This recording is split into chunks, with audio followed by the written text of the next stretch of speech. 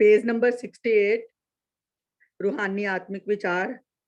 ये जोग जिस ख्याल या जिस मकसद के लिए किया जावे पूरा हो सकता है। योग, योग अर्थात जुड़ना। योग ईश्वर की पूरी शक्ति है।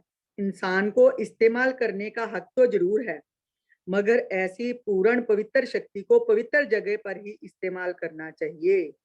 ये ठीक है, योग शक्ति काम तो हर जगह दे सकती है, मगर इस बात की जिम्मेवारी इंसान पर है। पवित्र जगह पर इस्तेमाल करेगा तो ये योग शक्ति आत्मा को परमात्मा के साथ मिला देगी, और अगर इंसान ने गलत रास्ते पर इस्तेमाल की तो इंसान का नाश कर देगी। इंसान को योग इत्तेफाक, धर्म, प्रेम, प्रभु नाम के साथ करना चाहिए। संसारी पदार्थ के साथ योग तो दुख का कारण है। हाँ जी, इसमें यही है कि योग तो जो है जुड़ना, ईश्वर के साथ जुड़ता है इंसान तो परम पुरुष परमात्मा से मिल जाता है, और अगर गलत इस्तेमाल करेगा तो फिर वो अब नीचे की तरफ जाना शुरू हो जाएगा। तो इंसान को संसारी पदार्थों के साथ योग अगर करेगा तो फिर वो दुख दुख तकलीफें उसको आनी शुरू हो जाएंगी। दुख क्यों, आगे जानते हैं दुख क्यों। भगवान ने दुख नहीं बनाया। इंसान का पैदाइशी हक योग को इस्तेमाल करना है, और इंसान अगर गलत संगत से ये पदार्थों के साथ योग को इस्तेमाल करने लगा, पदार्थ क्योंकि रहने वाली वस्तु नहीं है, तो इस वजह से योगी के दिल में भी दुख हुआ। ये इंसान की अपनी पैदा करती चीज है। दुख से ईश्वर का कोई ताल्लुक नहीं है। इंसान ने तो, भगवान ने तो आनंद, परमानंद ही देके इंसान को भेजा हुआ है। आनंद स्वरूप परमात्मा के ही हम बच्चे हैं, तो हम भी आनंद स्वरूप ही हैं। तो ये दुख जो है हमने खुद ही पैदा किया हुआ है। जब हम नश्वर चीजों के साथ खुद को जोड़ लेते हैं तो फिर वो चीजें जब खत्म होती हैं, समाप्त होती हैं, तो फिर हम दुखी होते हैं। हमारा जो आनंद असली स्वरूप है हम उसको भुला देते हैं। यही था। आगे चलते हैं। पुण्य क्या है? अपनी आत्मा की तरफ जाने के लिए जो कर्म किए जावे वह पुण्य है। परमात्मा सत्य है, सत्य की तरफ जाना पुण्य कर्म है। इस तरफ जाने के लिए इत्तेकाद, ज्ञान, कर्म, इत्तेफाक, धर्म, प्रेम, इन कर्मों को करना ही पुण्य है। ये हम सारे के सारी चीजें जान चुके हैं इससे पहले। क्योंकि जब इंसान सत्य की तरफ जाता है तो मन और अंतःकरण शांत हो जाता है। शांत हो जाता है तो शरीर भी ठीक हरकत करता है, और शरीर को भी तंदुरुस्ती मिलती है। यही पुण्य है। आगे पाप क्या है? अपनी आत्मा से गाफिल हो जाना पाप है। जो कुछ भी इंसान करेगा पाप ही होगा। परमात्मा तो सत्य है, मगर अगर इंसान दूसरे रास्ते पर चल पड़ा तो वो पाप ही हुआ। सत्य को छोड़ देना, दिल को बेचैन कर देना दुख है, और इससे शरीर को नुकसान होता है। पैर कुहाड़ी मारिया गाफल अपने हाथ, ये इंसान ने पाप ही किया है। जब इंसान नश्वर चीजों के साथ खुद को असत्य वस्तुओं के साथ जोड़ लेता है तो वो पाप है। जब सत्य चीजों के साथ, सत्य के साथ, परमपिता परमात्मा के साथ जुड़ता है तो वो पुण्य है। और जब जो वो परमपिता परमात्मा के साथ जुड़ता है तो उसको आनंद, परमानंद की प्राप्ति होती है। और अगर असत्य वस्तुओं के साथ, संसारी वस्तुओं के साथ जुड़ता है तो उसको, क्योंकि वो नश्वर चीजें हैं, तो उसको दुख की प्राप्ति होती है। यही था आज का ये सारा। आगे चलते हैं।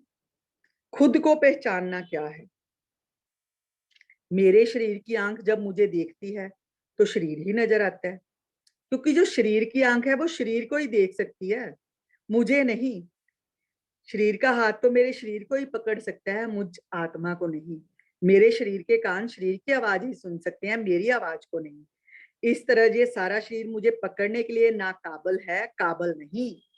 शरीर तो सिर्फ कर्म करने के लिए है, मन पकड़ सकता है नहीं। कहते शरीर जो है वो हमें कर्म करने के लिए मिला है। शरीर से हम शरीर की वस्तुओं को ही जान सकते हैं। मन भी मायावी चीजों की तरफ है। मन, बुद्धि, चित्त, अहंकार, ये चार ताकतें भी आत्मा को पकड़ने में नाकाबिल हैं। तो कहते हैं फिर आत्मा को किस तरह पकड़ा जाए? आत्मा ने जिसको पकड़ा है वह आत्मा को कैसे पकड़े? आत्मा को पकड़ने के लिए आत्मा के गुण इस्तेमाल करने हैं। धर्म, इत्तेफाक, प्रेम, एकता, ये गुण। जो हमने मन बुद्ध चित्त अहंकार से इस्तेमाल करने शुरू कर दिए हैं, ये क्या हैं? ये जैसे शादी के लिए सबका इकट्ठ किया जाना जरूरी है, संसार का, शरीर का, वैसे तो आत्मा किसी से पकड़ी नहीं जाती। आत्मा को पकड़ने में सब बेकार साबित हुए। आत्मा जब भी पकड़ी गई, इस तरह पकड़ी गई, मैं हूं, इस अनुभव से, ये है से नहीं, इससे नहीं पकड़ी जाती। यही एक पकड़ने का अच्छा तरीका है, जिसको हम योग कहते हैं, यक्सुई कहते हैं। इसमें ये बताया है कि आत्मा को कैसे पकड़ना है। आत्मा को पकड़ने की कोई जरूरत ही नहीं है। आत्मा को पकड़ना नहीं है, आत्मा को जानना है। ये बताया महाराज जी ने। कहते हैं मैं हूं, ये अनुभव जब आ जाएगा ना, वो है मतलब दूसरा, ये है, वो दूसरा, उससे नहीं हम आत्मा को पकड़ सकते। आत्मा को पकड़ने के लिए खुद का अपना अनुभव होना ही जरूरी है। मैं हूं जब खुद को जान जाएंगे, तो हम आत्मा को पहचान सकते हैं। आत्मा को पकड़ने के लिए ये संसारी वस्तुएं जो है वो नाकाबिल हैं, उससे नहीं पकड़ सकते हम। ये है से नहीं, मैं हूं से। आगे पूरा ये डिटेल में समझाया।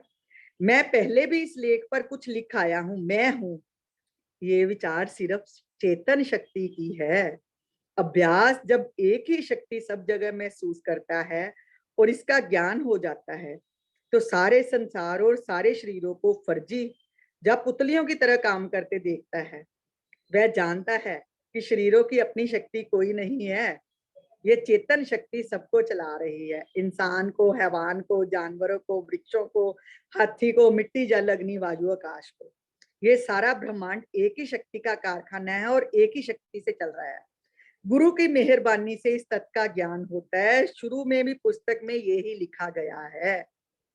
बस कहते यही पता चल जाए जब, कि ये चेतन शक्ति जो है यही सब जगह है, बस ये महसूस हो गया तो मैं हूं, ये अनुभव हो जाएगा। अभ्यास इस शक्ति को अनुभव करके इसे इस तरह नहीं कह सकता कि ये है, क्योंकि ये है का मतलब मैं और है, बल्कि इस शक्ति के अनुभव से ये मालूम होता है कि सर्वव्यापी में एक ही मैं है, अनेक में एक ही मैं हूं। ठीक है, सिर्फ शरीर में मैं हूं कहना ठीक नहीं है, बल्कि संसार, सारे संसार में मैं हूं एक ही शक्ति है। और जब ये तत्व प्राप्त हो जाता है तो फिर और कुछ प्राप्त करने लायक नहीं रहता है। अभ्यासी ये महसूस करता है कि अब मुझे और कुछ प्राप्त करने लायक नहीं है। इस तत्व के प्राप्त हो जाने से ही सारे जगत की प्राप्ति हो जाती है। हाँ जी, बस आज यही करेंगे, पर इसमें